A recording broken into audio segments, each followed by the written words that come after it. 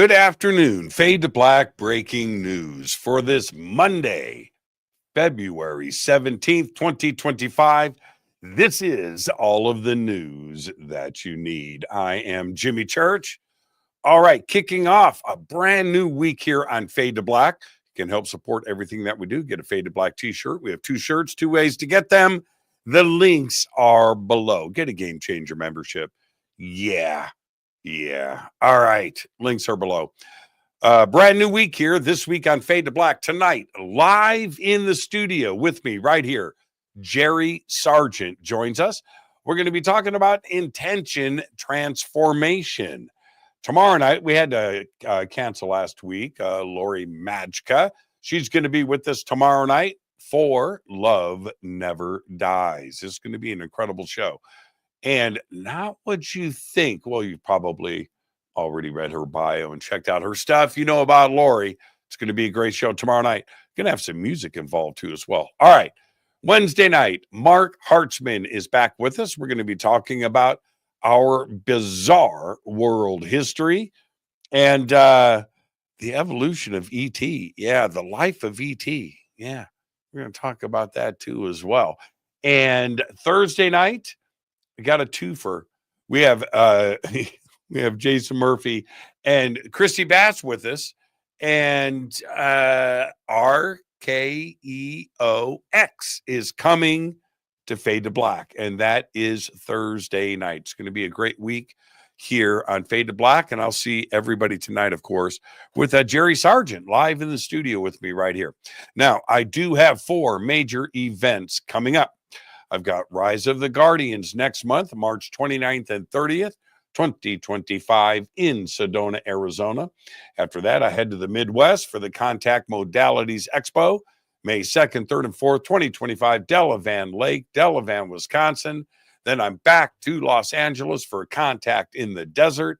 That is May 29th through June 2nd here in Palm Springs, California. Then I head south to Peru with Brian Forrester for the Inca Celebration of the Sun. That is June 17th through the 27th, 2025. Now, also, I'm going to Peru twice this year. So I've got this trip in June and another one in November. Links for that are below, hiddeninCatours.com. I'm not sure about the spaces for this next trip. So in June. So click on the links below, see what's going on.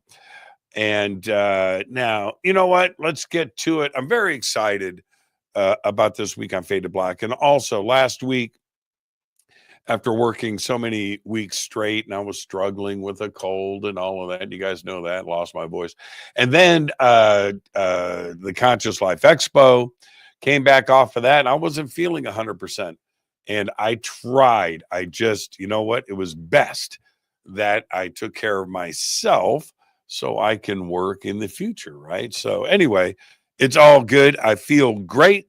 And I have a health expert coming in to join me tonight with Jerry Sargent, so he can criticize me on what I need to do. He's going to look at me and go, Church, you need some intention transformation. And we're going to be doing all of that tonight with Jerry. All right, let's get to it. On this day in history, 1996, Gary Kasparov defeats Deep Blue. IBM's chess playing computer beats it 4-2 in that match. However, Deep Blue trounces Kasparov in a rematch the following year. Yeah.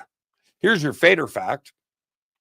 Mirrors facing each other don't produce infinite reflections. They eventually fade to black. You like how I did that? You like how I did that? Yeah. Yeah, it was good, though. All right. Breaking news. NASA appears to have paused the activities of several key advisory groups, leading to the disappearance of numerous documents from its affiliated websites. More on this when I wrap the show. Yeah. Oh, yeah, I'm not done with this one. It's a big deal. Protesters gathered outside of 37 Tesla showrooms across the United States on Saturday.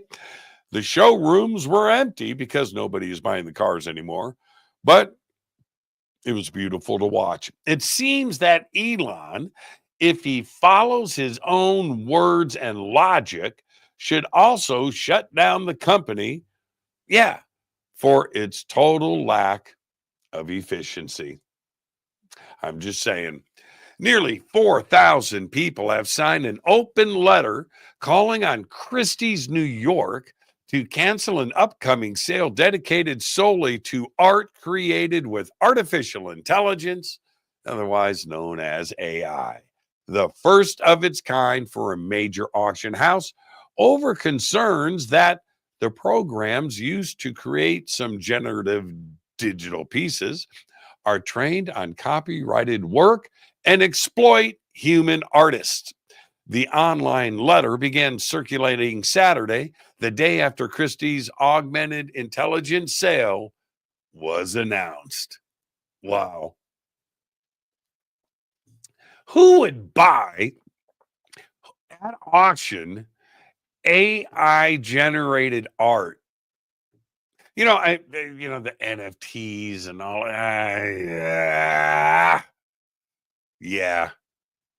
Seems like a gimmick to me.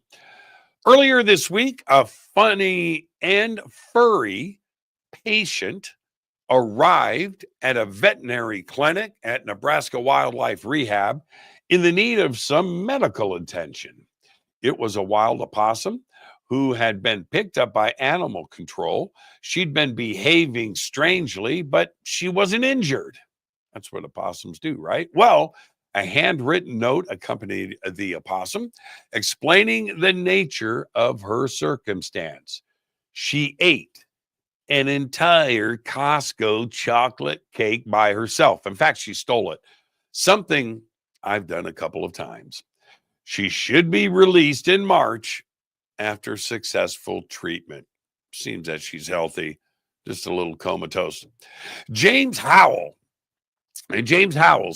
the IT pro who lost about 8,000 bitcoins in a landfill more than a decade ago, thinks he has one last chance to dig up his buried treasure before it is lost forever. He wants to buy the landfill, but check this out.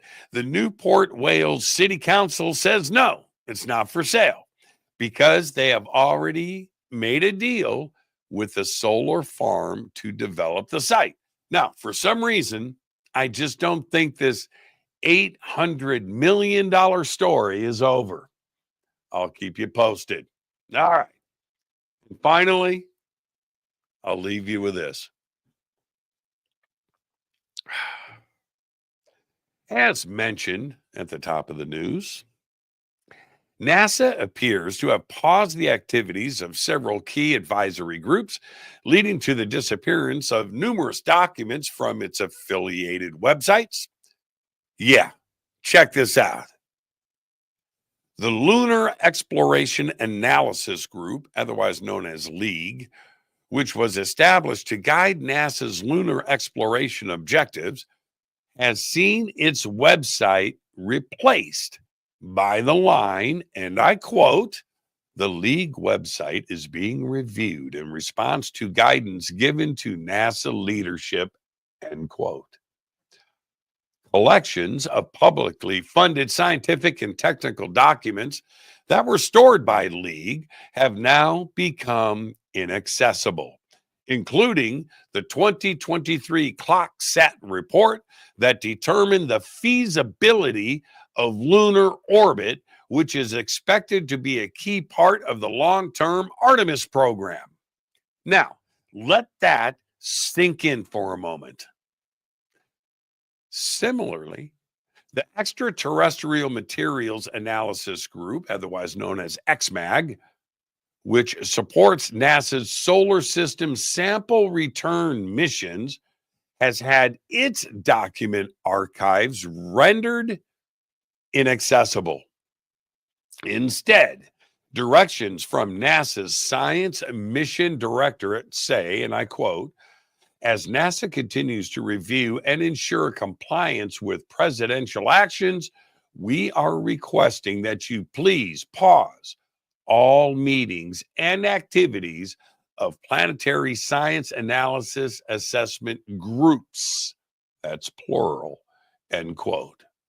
NASA says it will finish its reviews of the groups affected before making further decisions on their research. Now, I'm shocked, I'm surprised, and I don't understand why this is going on. Seriously. Yeah, I'm going to leave that right there. That's all the news you need for this Monday, February 17th, 2025. Fade to Black Breaking News is produced by Renee Neumann. I am Jimmy Church. I want to remind everybody that tonight we have Jerry Sargent live in the studio right here. That's right. Tonight we're going to talk some health and other stuff with Jerry Sargent. Until then, all I've got is go back Lee Tappy.